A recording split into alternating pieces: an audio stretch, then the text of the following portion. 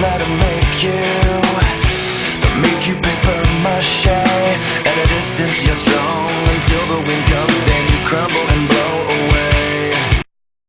This is CSTheApostate, and I'm here with Scaly Substance from YouTube, Drew, and we're gonna do we're gonna do an interview. So just started off. How long were you a Jehovah's Witness?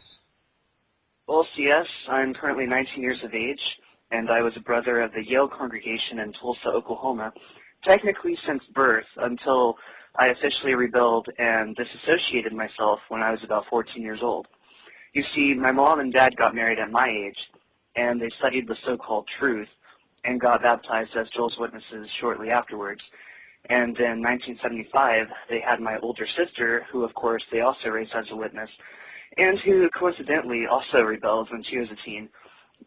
And ironically, our own dad left the Watchtower around the same time when Sis did, so it makes you wonder. Yeah. Sure. Okay, so yeah, what is your current status as with the Jehovah's Witnesses? Well, I was never disfellowshipped, but during the beginning process of my self-discovering, and before I actually disassociated myself from the Watchtower, I was demoted from the rank of unbaptized publisher because, well, I wrote an adult fanfic, a porn story more or less, and because my hormones were kicking in, you know, the whole teenage hornball shit going on, I wrote this very creative, yet apparently very inappropriate story. And I let one of my best friends at the time, who is also a witness, read it. Big fucking mistake, because apparently he told his mom, and she in turn probably contacted the elders about it, and so all that bullshit led on to one night at the Kingdom Hall at one of the meetings. A few elders called my mom and I back into a private room, and they began this inquisitive counseling session with me, which was very embarrassing, to say the least. And shortly after that, at another meeting, I randomly hear a brother on the stage briefly announce to the whole congregation that I was no longer an unbaptized publisher. That was just humiliating beyond all belief, as you can imagine. And not only that, I couldn't believe that one of my very best friends would betray my trust like that.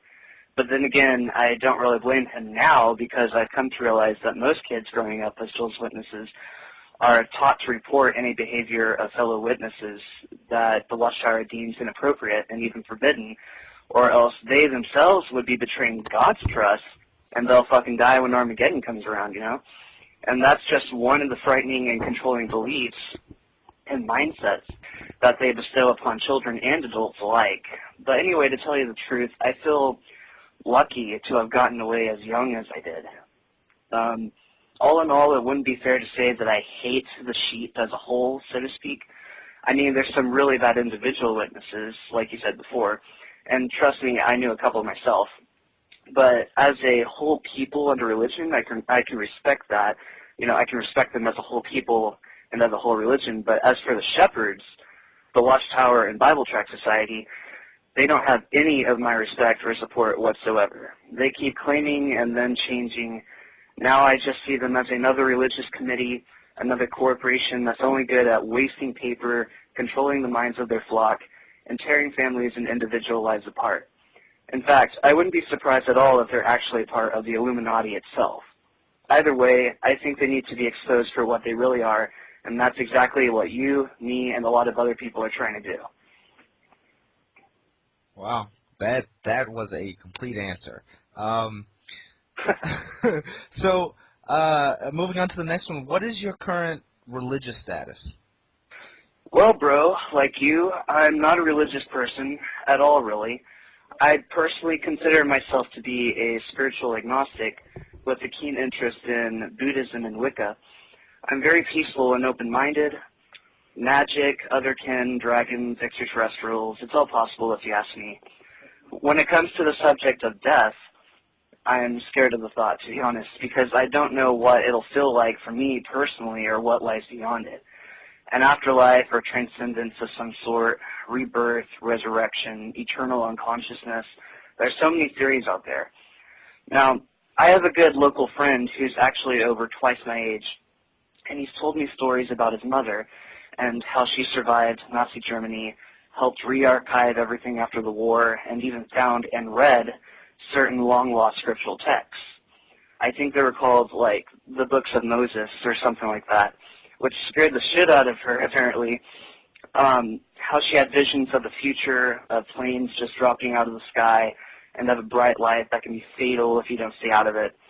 And also how she believed in continuous 7-year cycles in life, as well as some kind of transcendence after death. As for me, I think anything is possible. As an agnostic, I am just that, without knowledge, though I always seek enlightenment.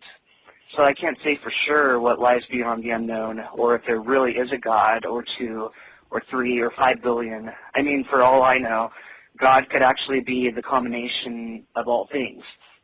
And therefore, with that logic, I am a part of God. I am God, as are you.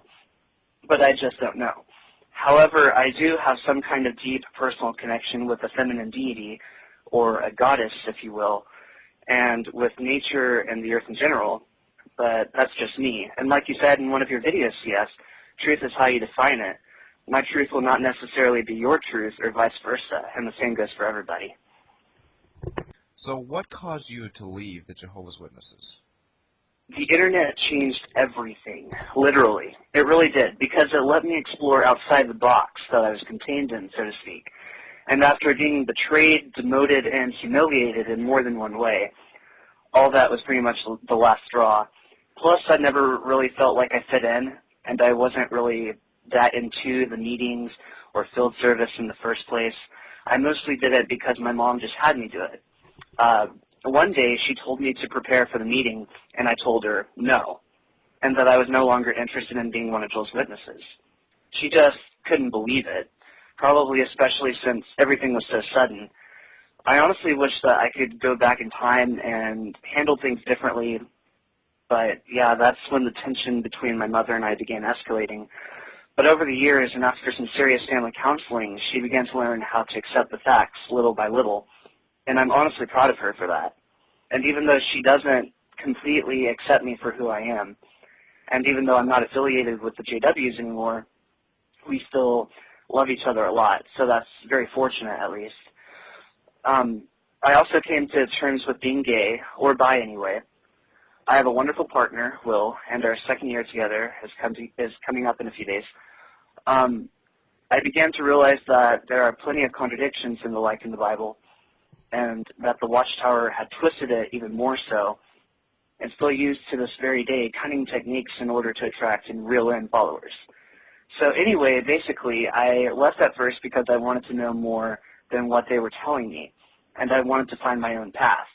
And now I'm definitely glad I did, because I've done enough research to realize that the Watchtower isn't just a religion. It's an evil company as well as a powerful and obvious cult. Well, kind of takes care of the next question. I'll go ahead with it anyway, since you... do you feel that Sure. the Jehovah's Witness organization is a religion or a cult? Yeah, I definitely think they're both. They're a religious cult, since Jehovah's Witnesses practice their own Christian religion, but are taught by the Watchtower to be closed-minded and fearful of the world around them, which isn't healthy for anyone, let alone kids. You can say that again. All right, so how long did it take you after leaving to come to that conclusion? Well, I've been keeping up with certain Wikipedia articles and YouTube videos concerning Jehovah's Witnesses for a while now, including yours. I still haven't exactly participated in the Ex-JW forums yet, so I'll need to register and everything. But being a former member for 14 years, and after all the research I have done, that's pretty much how I came to that conclusion. Wow. Yeah. Well, you know what? I found some people, you know, the forums are right for some people, and other avenues of meeting up with Ex-Jehovah's Witnesses are right for others. What advice would you have for those who are currently Jehovah's Witnesses and are questioning what they call the truth, or who have recently left and they're not sure what to do with their new surroundings or the world that is now around them? For those questioning, all I have to say is go with whatever feels right and seems best for you, but do your research. Do your own research, and beware of the actual Watchtower society itself. Because if you don't agree with everything they teach, your life may very well end up being a living hell. Like what Dahlia said in Silent Hill, evil waits in vengeance. Be careful what you choose. As for those who have recently left the Watchtower, no matter what the reason is, you more than likely made one of the best damn decisions in your entire life. If you need therapy to cope, then by all means get it. And remember that you're not alone at this time on your new path to your own enlightenment. All right, Drew. I really want to thank you for doing this interview with me. Honestly, I just enjoyed listening to you talk. Yeah. All right, bro. Thanks for having me. Yeah. So I appreciate you doing that. It's been a pleasure. If anyone has any questions for Drew, I'm going to put a link to his YouTube channel, Scaly Substance. So if you want to contact him yourself, if you have a question or just like to talk to him, I'm sure you wouldn't have a problem with that. And I guess that will end the interview. CSTheApostate out.